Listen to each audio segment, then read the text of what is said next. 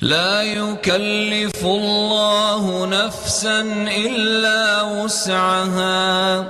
لها ما كسبت وعليها ما اكتسبت. ربنا لا تؤاخذنا إن نسينا أو أخطأنا، ربنا ولا تحمل علينا إصرا